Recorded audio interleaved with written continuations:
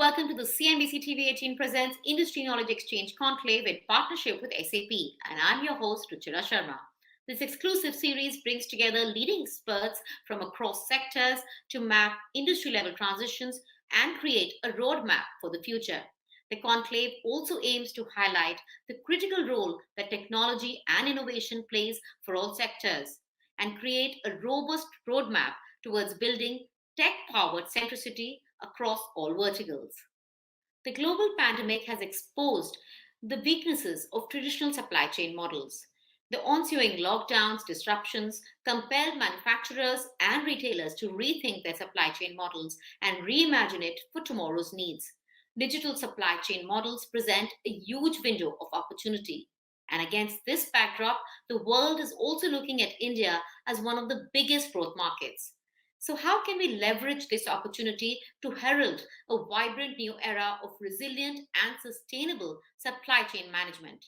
And that is the topic of our discussion. But before we begin the conversation with industry leaders, let's hear the opening address. Thank you, CNBC team, for inviting me for this keynote address on one of the most important topic of our current times, that is the resilient and the sustainable supply chain. I had an occasion to be at Glasgow, and this particular topic was one of the most favored discussion over there. They added on to it the ethical part of it, so it was resilient, sustainable, and ethical supply chain. Definitely. Now, during this pandemic, during this COVID times, it was seen beyond any reasonable doubt that countries which have control over the supply chain end to end, those who have got proper tie-ups, and those who ensure that the robustness, the resilience, the sustainability, and the ethical standards of that supply chain is retained, they are the country which are able to prosper, bounce back to the normal position even beyond that once the pandemic is over. Industries are transcending to digitize. So digital solution is one of the key precepts, one of the key prescription for taking a particular supply chain to the level of resilience, sustainability, and ethical standards. Technology has to be there. If the digital version of supply chain, if it is digitally flowing from end to end, that means that the supply chain is robust, it is transparent, it is confirming to the best of the ethical standards, and it cannot be tampered so easily. Government, they have shown the commitment that we are not in the we will be we will be just providing a kind of role of an enabler, and the actual move forward is to be taken by the private players, and that is where there is a synchronized initiative of both private and the public initiatives, and so that the entire thing can be taken forward. So it's a wonderful topic, and I'm sure that the speakers, the arguments, the questions that will follow on this particular topic of resilience and sustainability of supply chain, this is that will be very, very enlightening, and it will add on. I shall be grateful if the findings that are taken out of this entire conclave is sent across to me for a learning, and kind of I will also be watching through. And yes, in the current times, when India is trying to leapfrog to a global best of the standards, and this is the time when the world is also looking towards India because of its inherent strength of skill sets and the manpower that we have. It is very important that the supply chain that we create, the supply chain, both greenfield as well as those which are already existing, those supply chains have to be resilient, they have to be sustainable, they have to be robust, and they have to be ethically best of the standards, so that India can be globally best in the area of industry and otherwise. Organizations need to be agile and future ready. Supply chain leaders are at the forefront of this dynamic scenario, offering businesses the right tools to propel growth by building responsive, resilient, and sustainable supply chains. In fact, in this regard, India is being viewed as one of the biggest growth markets with the potential to become the manufacturing hub of the world. The government has also been undertaking massive investments to improve infrastructure, build mega cities, and improve connectivity. But to turn this growth potential into a reality requires a realignment and a reimagination of the supply chain model into a digital supply chain network. And that is the topic for our discussion: resilient and sustainable supply chain.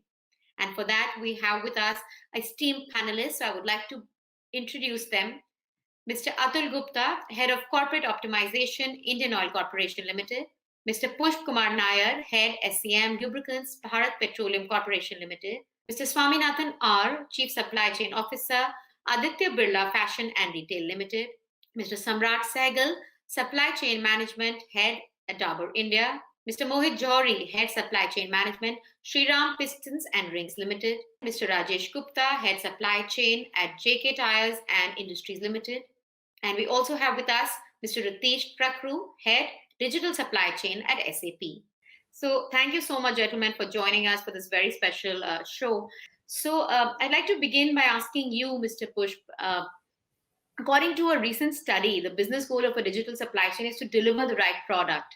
So what are the critical factors in your mind which contribute to building a sustainable and end-to-end operations, and how did you manage disruptions in your industry particularly?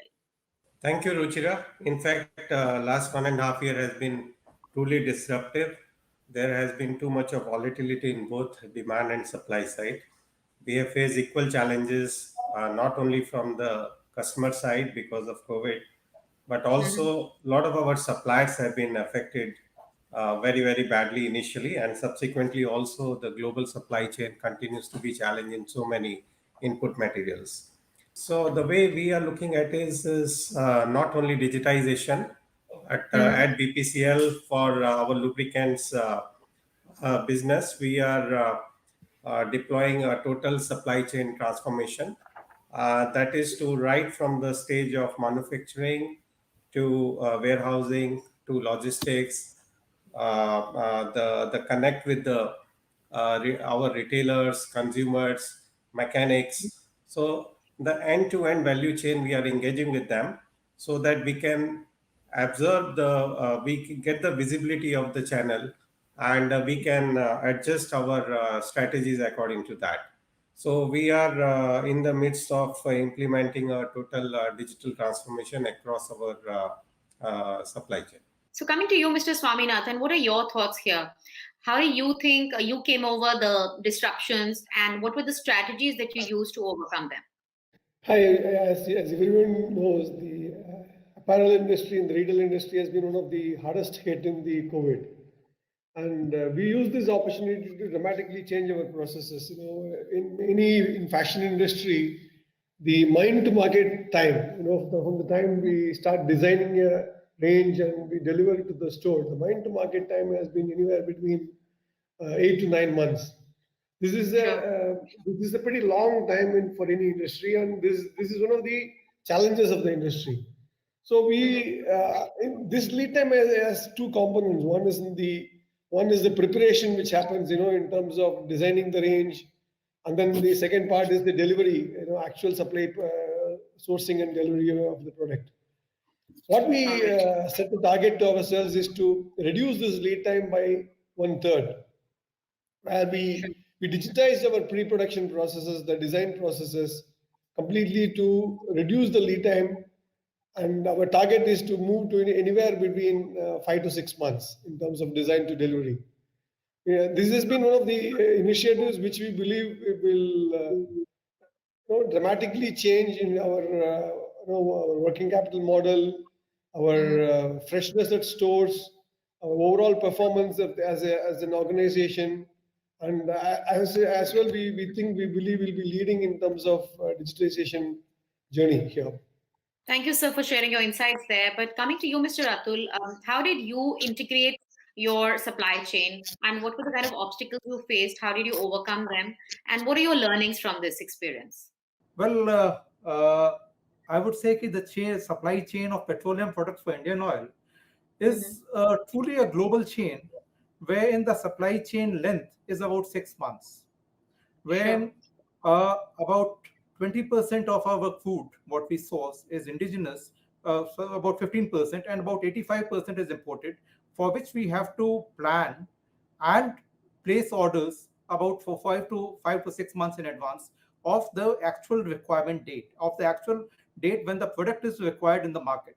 So when this COVID happened, when this disruption happened in March 2020, we already had about 2 million tons of crude oil in the pipeline, which had already floated from the various sale ports.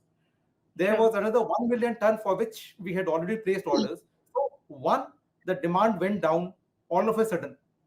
Second, we were part of the essential services, but nearly 50% of our produce or the output of the crude was not marketable. We had to run the system with only 50%. For that purpose, we had to redesign our processes in the system, and for which the entire technology backup which we had created over the years since 2005, that came into picture. All We have right. got a supply chain optimization tool available with us, which matches the requirements of the 9 refineries, 129 distribution points for petroleum, 100 LPG petroleum points, and 30,000 40,000 LPG distributors and retail outlet. The entire supply chain was tweaked to ensure that the LPG, which was the most essential commodity at that time, that was met, demand of that was met in full. Petrol that was met in full. The most difficult part was for us was to arrange for the trucks, the drivers, to All right. reach the product to their customer, to the retail outlets. The learning Sure. from this entire exercise, what has happened is, one, the supply chain, there has to be sufficient flexibility in the supply chain, the robustness, in the sense we should have tankages, we should have available capacities at the retail outlets, at our systems, so as any disruption is there, that should be taken care of by storing additional product. Third is All the right. human which comes into picture, the drivers to come to the job in spite of the restrictions, in spite of they being ostracized from their families, from their villages, and coming to the work. That was the major learning key. You have to connect with the human. Apart Sure. from the SEO, a human is the main part of the human, is the person who has to be taken care of.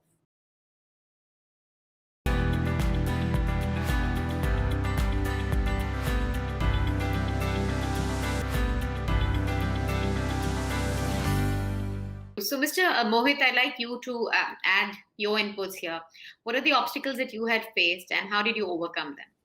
Thank you, Ruchira. In fact, this was a catastrophe of unknown proportions. I mean, as I would put it, we never thought that something of this kind could happen to our industry per se, being in the automotive sector. And we had huge challenges. In fact, Mr. Gupta just spoke about the inventory challenge. We had huge inventory challenges wherein all the material which was in transit landed up with us. It was not getting consumed. So we had to live with a piled up inventory and Yes. a lot of other challenges. I mean, digitizing, while it was already in place, the digitalization effort was already there and it was happening.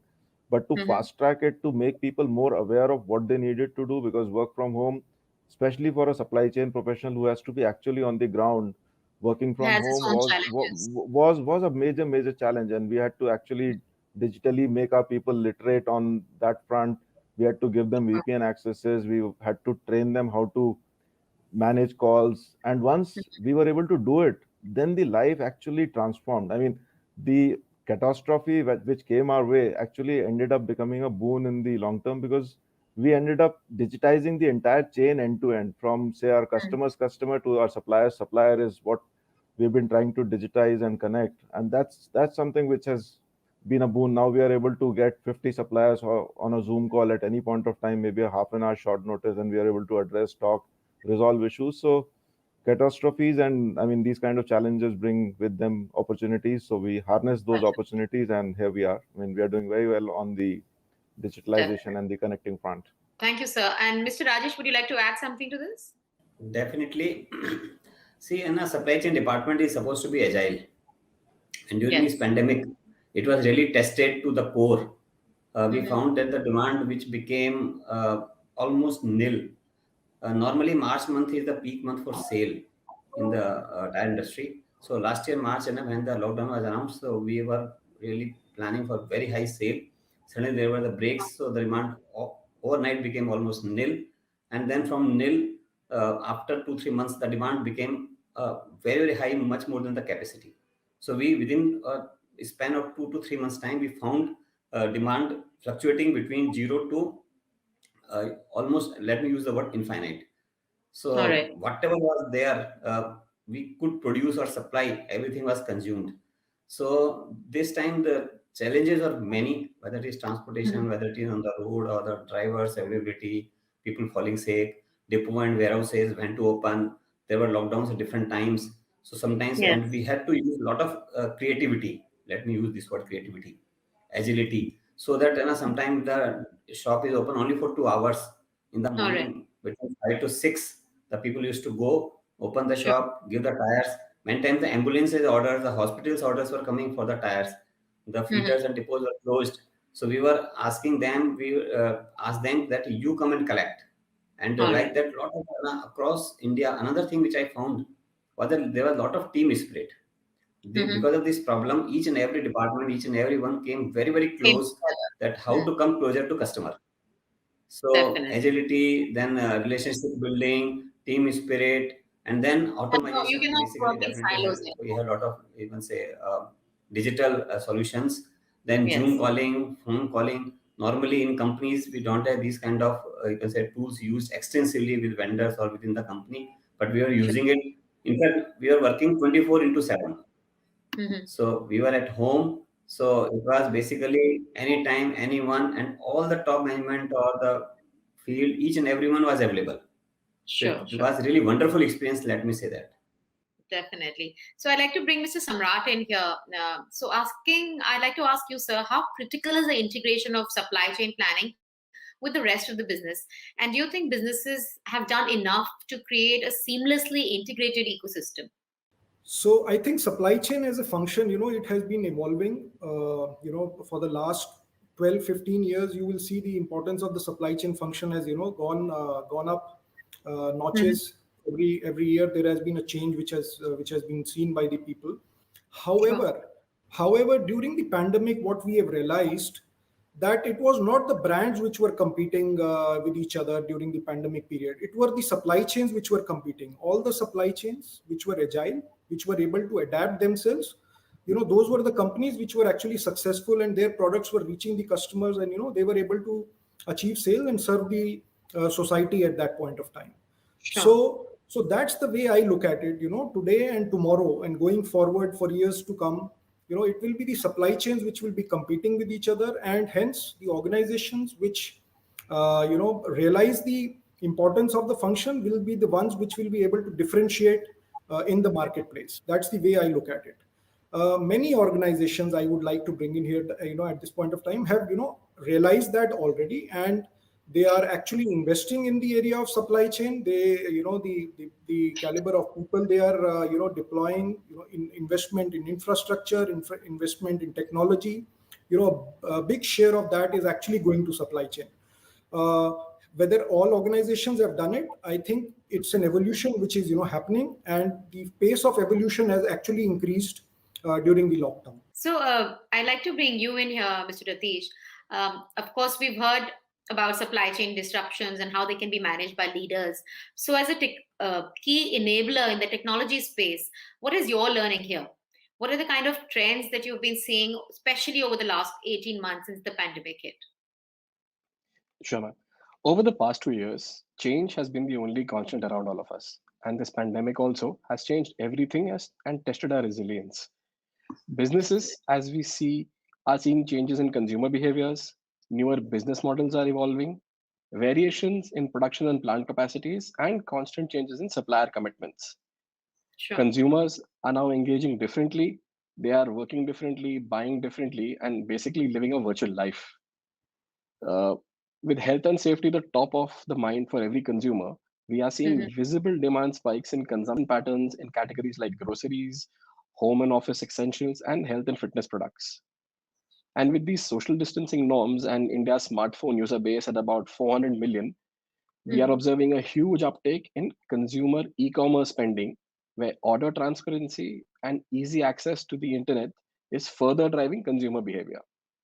All right. So now supply chains have transitioned from being something in the back end to the front end center for businesses and are now helping organizations deliver enhanced consumer experiences.